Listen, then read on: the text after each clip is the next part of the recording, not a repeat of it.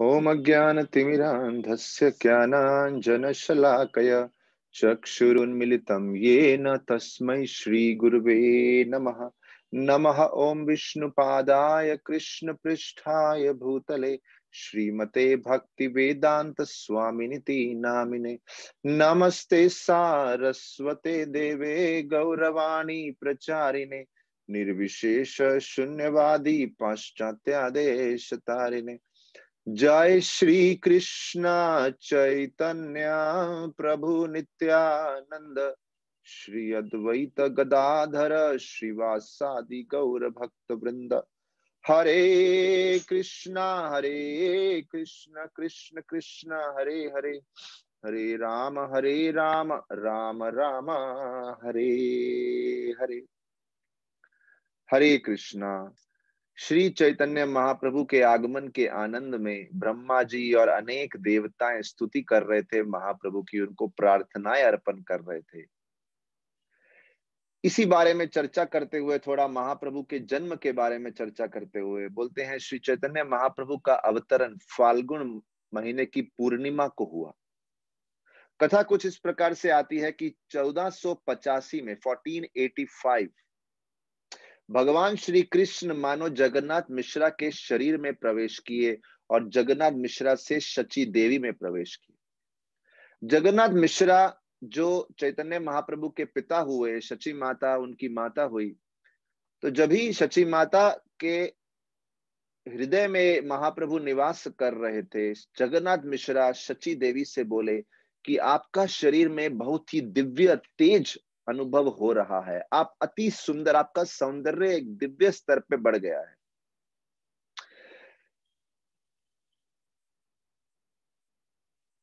बोलते हैं कि शची माता ने अपने पति जगन्नाथ मिश्रा जी से बोला कि मुझे भी ऐसा, देखिए पहले जगन्नाथ मिश्रा बोले कि मुझे ऐसा स्वप्न आया है कि भगवान मेरे शरीर में प्रवेश किए और मेरे शरीर से, मेरे हृदय से आपके हृदय में प्रवेश किए।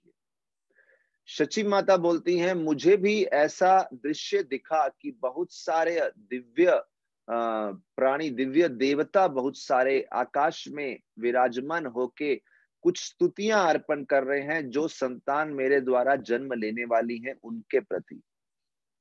इस प्रकार से जगन्नाथ मिश्रा और शची माता के बीच में बहुत सुंदर वार्तालाप हो रहा था। और जब उन्होंने ऐसा सुंदर अनुभव किया कि कोई विशेष शक्ति उनके शरीर में प्रवेश की है, तो बड़े ही आनंद के भाव में वो अपने शालिग्राम शिला के सेवा में तत्परता से लग गए। बोले 13 महीना बीत गए लेकिन कोई जन्म का संकेत ही नहीं था, ऐसा कोई साइन ही नहीं था कि बच्चे का जन्म होने वाला है। 13 महीना उनकी प्रेगनेंसी चली। शची माता के पिता हुए नीलांबर चक्रवर्ती, जब उनसे उनकी राय ली गई, उनसे गाइडेंस लिया गया, तो नीलांबर चक्रवर्ती ने बोला कि ये जो, उन्होंने एस्ट्रोलॉजी के हिसाब से देखा और बोले ये जो बालक जन्म होने वाला है जिनका, वो प्रतीक्षा कर रहे हैं एक अद्भुत घड़ी की। एक ऐसा विशेष समय आने वाला है जिस समय वो अपना प्राकट्य करने वाले हैं, और वो प्राकट्य करेंगे फाल्गुन पूर्णिमा को। तो जो 1485 में 1485 में जो चैतन्य महाप्रभु, जो भगवान श्री कृष्ण जगन्नाथ और शची माता के शरीर में प्रवेश किए, उनका प्राकट्य हुआ 1486 में पूर्णिमा के दिन। इस प्रकार से जो कथा का वर्णन आता है, तो बोलते हैं जब उनका जन्म होने वाला था उन दिनों चंद्रमा को ग्रहण लग गया उस समय, क्योंकि जब पूर्ण चंद्रमा रूपी साक्षात श्री गौरांग महाप्रभु प्रकट होने वाले हैं, तो काल का प्रभाव ऐसा हुआ कि वो जो चंद्रमा हमें रोज दिखता है उसके ऊपर तो कितने धब्बे रहते हैं। काल ने सोचा इस चंद्रमा की जरूरत क्या है, तो राहु के माध्यम से उस चंद्रमा को ग्रहण लग गया पूरा का। और जब ग्रहण होता है तो बहुत सारे भक्त भगवान हरि के नाम लेने में लग जाते हैं, कीर्तन करने में लग जाते हैं। तो पूरा का पूरा नवद्वीप जो था हरि हरि का कीर्तन कर रहा था। बोले हजारों हजारों हजारों की मात्रा में लोग गंगा जी के तट पे स्नान करने आ गए। पूरा नवद्वीप हरि की ध्वनि से ऐसा परिपूर्ण हो गया मानो ये ध्वनि पूरे ब्रह्मांड को भेदती हुई आकाश तक पहुंच रही थी। जब ऐसा हरिध्वनि से पूरा वातावरण फलित होने लगा, पूरा परिपूर्ण हो गया उस ध्वनि से, तो उस समय सभी भक्त बोलने लगे, अरे ये तो बहुत अच्छी बात है, अगर ग्रहण के कारण इतना हरि कीर्तन हो रहा है तो हमारी तो इच्छा है शाश्वत काल के लिए ग्रहण लगना चाहिए। क्योंकि भक्त लोग उस स्थिति को शुभ मानते हैं, उस स्थिति को मंगलमय मानते हैं जिस परिस्थिति से हरि कीर्तन बढ़ता है, लोग कीर्तन का आश्रय लेते हैं। चाहे वो एक दृष्टिकोण से बड़ी दुखद परिस्थिति हो, लेकिन भक्त कैलकुलेशन जो अलग होता है। भक्त मानते हैं किसी चीज को शुभ या अशुभ इस बात पे डिपेंड करता है कि कितना कीर्तन हो रहा है। इतना लोग प्रार्थना करने लगे शाश्वत काल के लिए, ऐसा ही ग्रहण लग जाना चाहिए। और कुछ भक्त तो इस बात पे चिंतन करने लगे, लगता है साक्षात श्री कृष्ण का अवतरण हुआ है, क्योंकि ऐसे शुभ लक्षण, ऐसा सुंदर दिव्य वातावरण तो कृष्ण के अवतरण के समय ही होता है। महाप्रभु के जो बहुत निकटीय पार्षद थे, जैसे हमने बात किया अद्वैत आचार्य के बारे में और हरिदास ठाकुर के बारे में, तो हरिदास ठाकुर अद्वैत आचार्य को देख के बोले कि आप जिस प्रकार से नृत्य कर रहे हैं और आपके हृदय में जिस प्रकार से आनंद की स्फूर्ति हो रही है, a special happiness is arising in your heart, इससे लगता है कि भगवान ने कहीं ना कहीं अवतार लिया है, कि या कोई बहुत शुभ समाचार मिलने वाला है। क्योंकि अद्वैत आचार्य एक अद्भुत आनंद से प्रेरित होकर उनके हृदय में ऐसी प्रेरणा जाग रही थी, असीमित मात्रा में दान दे रहे थे और बहुत ही अद्भुत नृत्य कर रहे थे। इस प्रकार का वर्णन होने लगा, भक्तों में बातचीत होने लगी। बोलते हैं सभी श्रेणी के लोग, बालक, युवा, वृद्ध, स्त्रियां, पवित्र, पुण्यवान और पापी, हर प्रकार के जीव, हर प्रकार के प्राणी, सब लोग बार बार हरि हरि बोल रहे थे। देखिए हिंदू धर्म वाले तो हरि हरि बोल ही रहे थे, धार्मिक प्रवृत्ति के लोग तो बोल ही रहे थे हरि बोल हरि बोल। लेकिन जो यवन जाति के लोग थे, या फिर जो धार्मिक प्रवृत्ति के नहीं थे, या जो हिंदू धर्म के नहीं थे, वो भी बाकियों की नकल करते हुए बार बार हरि बोल बोल रहे थे। जब हिंदू धर्म वाले लोग हरि बोल करके चंद्रमा ग्रहण का सामना कर रहे थे, तो जितने लोग हिंदू धर्म के नहीं है या धार्मिक प्रवृत्ति के नहीं है, जिनको हरि हरि में कोई रुचि नहीं है, उनके मुख से भी हरि हरि निकल रहा है और वो सोच रहे हैं कि हम दूसरों की नकल करने के लिए हरि हरि बोल रहे हैं। लेकिन उनको ये मालूम नहीं कि दिव्य शक्तियां उनसे हरि हरि बुलवा रही हैं, क्योंकि वो वातावरण ही कोई बहुत शुभ है, क्योंकि साक्षात श्री कृष्ण एक भक्त के रूप में प्रकट होने वाले हैं। और देवता लोगों ने कई प्रकार का म्यूजिक प्रकट करना शुरू कर दिया, कई प्रकार के ड्रम्स बजाने शुरू कर दिए और फूलों की, पुष्पों की वर्षा भी कर रहे थे। ऐसे सुंदर वातावरण के बीच, ऐसा सुंदर वातावरण, अद्भुत वातावरण, जहां नवद्वीप के आनंद की कोई सीमा नहीं थी, उस समय भगवान श्री कृष्ण जगन्नाथ मिश्रा और शची देवी के यहाँ प्रकट हुए, जन्म लिया। श्री गौरांग महाप्रभु के रूप का वर्णन किया है जब वो दर्शन देने आए हैं पूरे विश्व को। बोलते महाप्रभु का दिव्य तेज इतना सुंदर था कि सूरज की किरणें भी फीकी पड़ जाएंगी। उनके नेत्र अति सुंदर, कमल के समान अति सुंदर और विशाल नेत्र थे। आयत लोचन ईशित बंकिमे, उनकी छाती चौड़ी थी और छाती पे उन्होंने चंदन लेप लगाया हुआ था और एक पुष्प की माला धारण करे भगवान है। उनका मुखड़ा अति मधुर, अति सुंदर, चंद्रमा के समान शीतलता प्रदान करने वाला। उनकी भुजाएं अजानुलंबित भुजौ, घुटनों तक पहुंचने वाली बड़ी विशाल भुजाएं हो गई उनकी।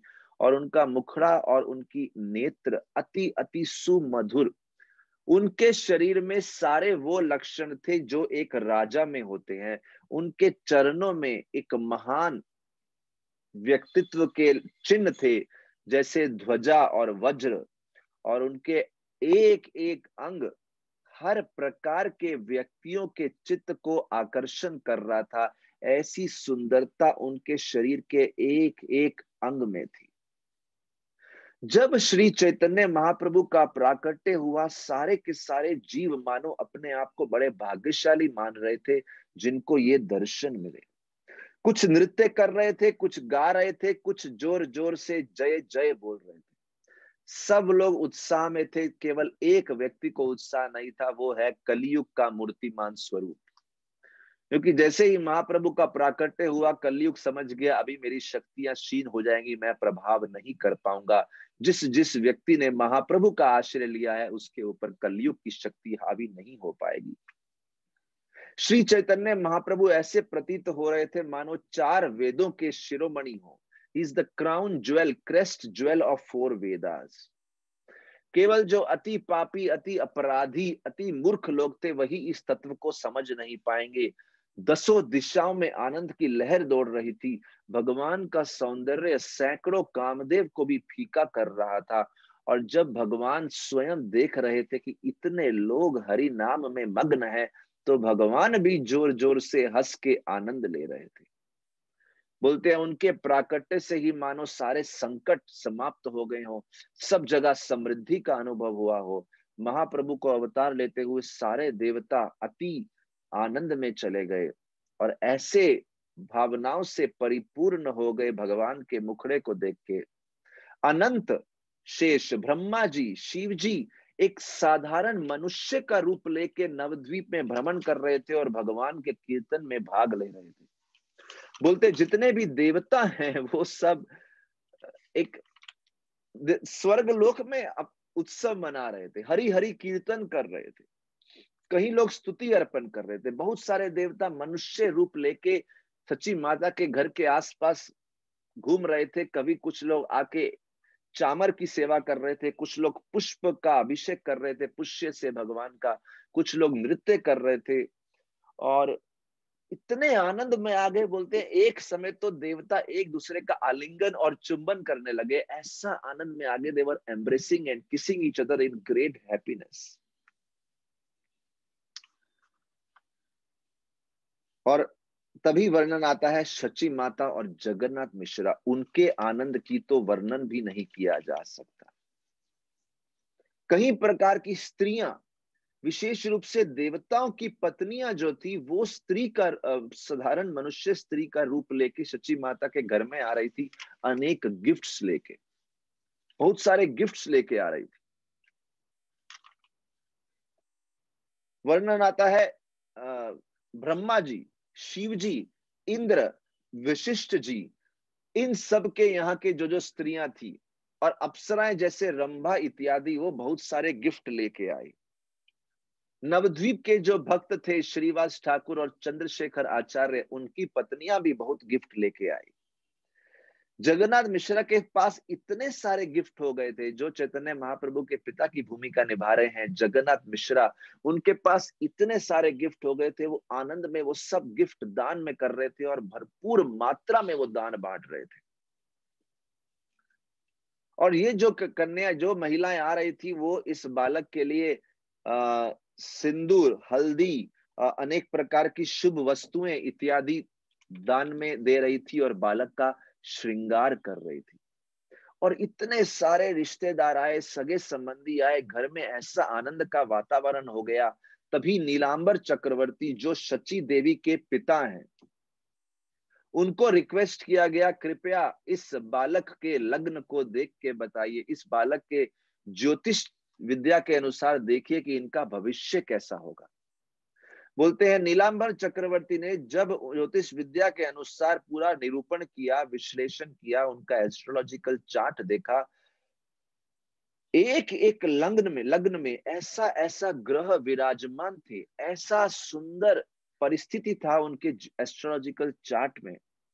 नीलांबर चक्रवर्ती ऐसे आश्चर्यचकित रह गए और वो कहने लगे, इस व्यक्ति के, इस बालक के भविष्य में तो ऐसा योग लिखा है कि एक ये राज करेगा, राज पूरे विश्व पे राज करेगा।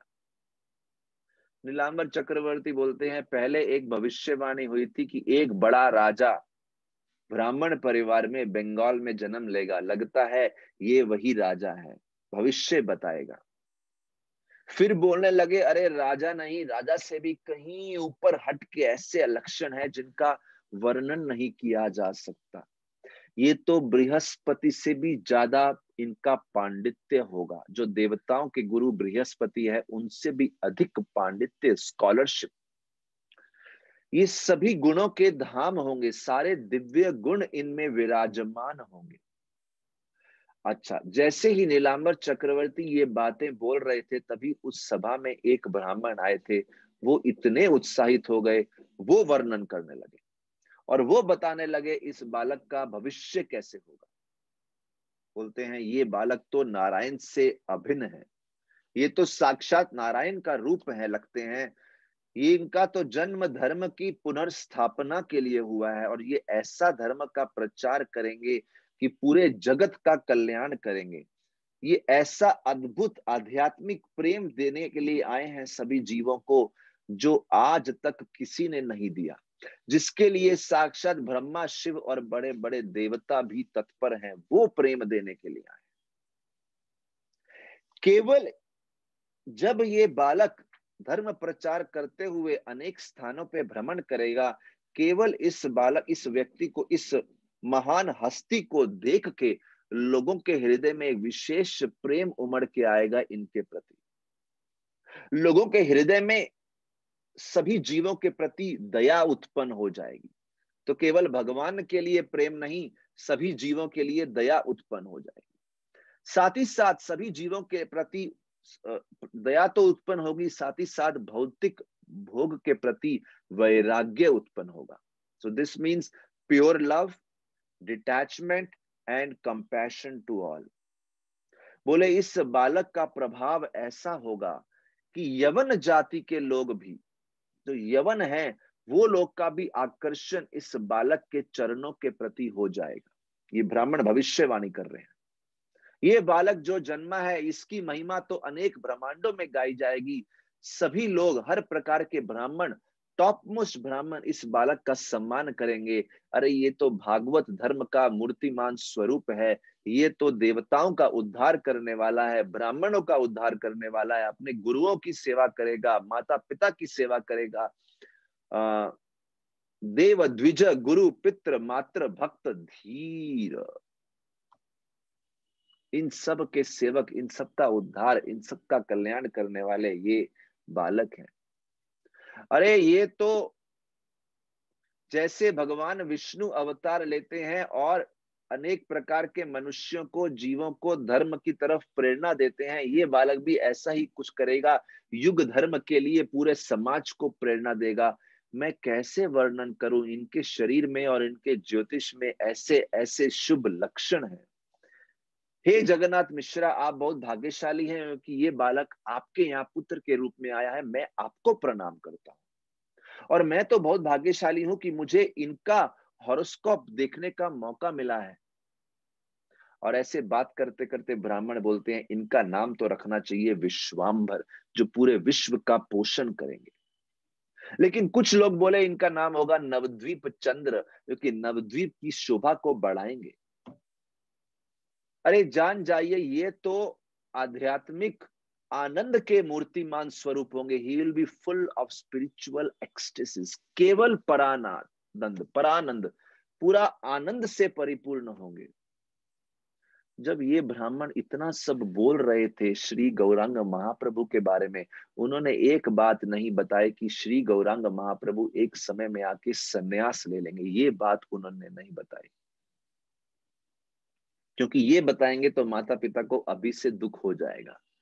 जगन्नाथ मिश्रा इतने भावाकुल हो गए, इतने व्याकुल हो गए सुन के अपने पुत्र की महिमा को। उनके मन में इच्छा है मैं भरपूर भरपूर दान में दूं, लेकिन इतना दान देने के लिए उनके पास सामग्री था नहीं। जितना दे सके दिए, और जब कुछ विशेष देने को नहीं था तो उन ब्राह्मण के चरणों में गिर गए और अपने नेत्रों से उन ब्राह्मण के चरणों का अभिषेक करने लगे, उन ब्राह्मण के चरणों में क्रंदन करने लगे। लेकिन वो ब्राह्मण ने तो जगन्नाथ मिश्रा के चरण को ही पकड़ लिया। देखिए जगन्नाथ मिश्रा उन ब्राह्मण के चरण को पकड़ रहे हैं, लेकिन वो ब्राह्मण जगन्नाथ मिश्रा के चरणों को पकड़ रहे हैं, उनको अपने हृदय से धारण करना चाहते हैं। और ये सब देख के देखने वाले सब लोग जोर जोर से हरी हरी हरी हरी बोलने लगे। यहाँ तक कि बहुत सारे रिश्तेदारों को मालूम नहीं था हम कैसे इस बात का सामना करें, तो उनके पास केवल जय जय और हरी हरी के बोलने के अलावा उन्हें और कुछ मालूम नहीं था। इतने आनंद में थे वो। कई प्रकार के म्यूजिशियंस अपना म्यूजिक का परफॉर्मेंस करने लगे। कुछ लोग मृदंग बजा रहे हैं, कुछ लोग शहनाई बजा रहे हैं, कुछ लोग वंशी वादन कर रहे हैं, और अनेक प्रकार के देवताओं की पत्नियां, देवियां बहुत सारी, वो साधारण महिलाएं बन के वहां पे आ गई। यहां तक बोलते हैं जो इंद्र की माता है अदिति, वो स्वयं वहां पे आई थी बहुत सारे उपहार इस बालक को देने के लिए और आशीर्वाद देने के लिए। और वो प्रार्थना करने लगी कि हमारी तो यही इच्छा है कि इस रूप में भगवान हमेशा निवास करें पृथ्वी पे। और इस प्रकार से वो आशीर्वाद देने लगी, चीर आयु, लंबी उम्र हो आपकी। सची माता भी सोच रही हैं ये ऐसी ऐसी सुंदर महिलाएं आ रही हैं, मैंने कभी इन लोग को देखा नहीं है, कौन है ये? लेकिन पूछने में उनको भी लज्जा आ रही है, शर्म आ रही है कि आप कौन है, कैसे पूछें। लेकिन सची माता बहुत आनंद में थी। इसमें से कई देवियां जो आई, उन्होंने सची माता के चरणों की धूल ले ली। जैसे वो ब्राह्मण आए थे जो ज्योतिष विद्या के अनुसार इनका भविष्य देख रहे थे, वो इनके पिता के चरणों की धूल ले लिए। ऐसी बहुत सारी देवियां आई, वो सची माता के चरणों की धूल ले रही। और सची माता को कुछ बोल नहीं पा रही, वो आनंद में भी है लेकिन उनको अजीब सा भी लग रहा है। ऐसी ऐसे महिलाएं आके उनके चरणों को स्पर्श कर रही हैं, उनको मालूम नहीं। जगन्नाथ मिश्रा के घर में ऐसा आनंद उमड़ रहा था, बोलते हैं उस आनंद का डिस्क्रिप्शन साक्षात अनंत शेष या वेद इत्यादि भी नहीं कर सकते। सच्ची माता के घर में और पूर्ण नदिया में लोगों को ऐसा आनंद का अनुभव होने लगा। चाहे वो कोई गांव हो, घर हो, गंगा के तट हो, सब लोग हरि हरि हरि हरि नाम जप कर रहे थे। और इस प्रकार से श्री चैतन्य महाप्रभु का प्राकट्य फाल्गुन पूर्णिमा के दिन हुआ। ये फाल्गुन पूर्णिमा जिसे गौर पूर्णिमा बोलते हैं, जिस दिन गौरांग महाप्रभु का जन्म हुआ, ये गौर पूर्णिमा नामक दिवस का महिमा गान, और इस दिवस का जो उत्सव है, ब्रह्मा जी और अनेक देवता भी बड़ी धूमधाम से मनाते हैं। यहां तक कि कहा गया है ब्रह्मा जी गौर पूर्णिमा नामक दिवस की उपासना करते हैं, वर्शिप करते हैं, पूजा करते हैं। क्योंकि ये जो दिन है गौर पूर्णिमा, जो फाल्गुन के महीने में आता है, ये भक्ति का धाम है। इस दिन जो उपासना करे, इस दिवस का जो व्रत का पालन करे, उसे भक्ति की विशेष कृपा मिलती है। बोले दो दिन हैं जो बहुत फेमस है। एक तो गौर पूर्णिमा जो बहुत ही विशेष है, देवताओं के लिए भी बहुत विशेष है। एक तो गौर पूर्णिमा, जिस पूर्णिमा को साक्षात गौरांग महाप्रभु का प्राकट्य हुआ, और साथ ही नित्यानंद त्रयोदशी, क्योंकि जब भी कृष्ण गौरांग महाप्रभु के प्रकट रूप में प्रकट हुए, बलराम जी नित्यानंद प्रभु के रूप में प्रकट हुए।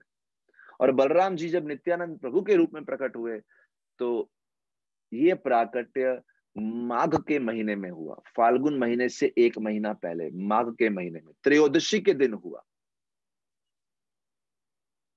और ये जो त्रयोदशी के दिन हुआ और शुक्ल पक्ष में हुआ, माघ के महीने में, तो नित्यानंद त्रयोदशी और गौर पूर्णिमा दो बहुत ही विशेष शुभ दिवस हैं, जिसमें अति अति कृपा उपलब्ध है जो भी कृष्ण प्रेम पाने के इच्छुक है।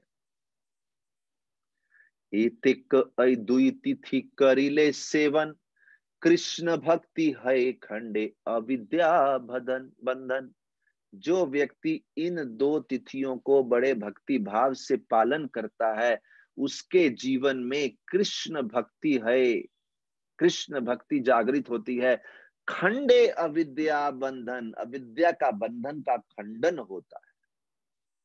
ईश्वरेर जन्म तिथि ये है न पवित्र, वैष्णवेर सई मत तिथिर चरित्र।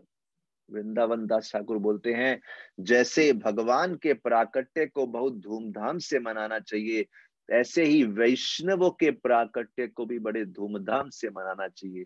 भगवान के भक्तों के जन्मदिन को भी बड़े धूमधाम से मनाना चाहिए। गौर चंद्र आविर्भाव सुने यही जने, कभू दुख नाई तार जन्मवा मरने। और जो भी श्री चैतन्य महाप्रभु के इस प्राकट्य की कथा को सुनता है, कभू दुख ना ही, ऐसा व्यक्ति कोई दुख का अनुभव नहीं करेगा। तार जन्म वा मरने, इस जन्म में या मरने के बाद दूसरे जन्म में कभी उसको दुख का अनुभव नहीं होगा, जो ऐसी लीलाओं के श्रवण में मग्न रहता है। सुनीले चैतन्य कथा भक्ति फल धरे, जन्मे जन्मे चैतन्य रस संगे अवतारे। केवल दुख से ही मुक्ति नहीं मिलती, बल्कि ऐसे व्यक्ति के हृदय में शुद्ध भक्ति उत्पन्न होती है और उसको भगवान की अनेक लीलाओं में, अनेक अवतारों के अनेक लीलाओं में भाग लेने का मौका भी मिलता है। आदि खंड कथा बड़ा सुनीते सुंदर, यही अवतीर्ण गौर चंद्र महेश्वर। आदि खंड की लीला अति मधुर है, सुनने के लिए अति अति मधुर है, क्योंकि वो भगवान गौरचंद्र की नवद्वीप लीला के बारे में विस्तार से वर्णन करते हैं। आई सब लीलार कभू नाही परिच्छेद, आविर्भाव तिरोभाव मात्र कहे वेद।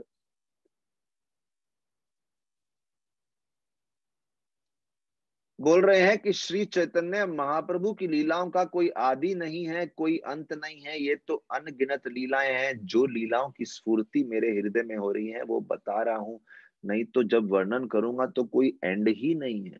अनेक अनेक लीलाएं बता सकता हूं। भक्त संगे गौर चंद्र पदे नमस्कार, इथे अपराध किछु नहु क आमार। और जब मैं श्री गौरांग महाप्रभु की लीलाओं का वर्णन कर रहा हूं, मेरी एक ही प्रार्थना है सभी भक्तों से कि मुझे आशीर्वाद दीजिए। मैं उनको प्रणाम करता हूं ताकि मुझसे कोई अपराध ना हो जाए। श्री कृष्ण चैतन्य नित्यानंद चांद जान, वृंदावन दास तछु पद युगे जन गान।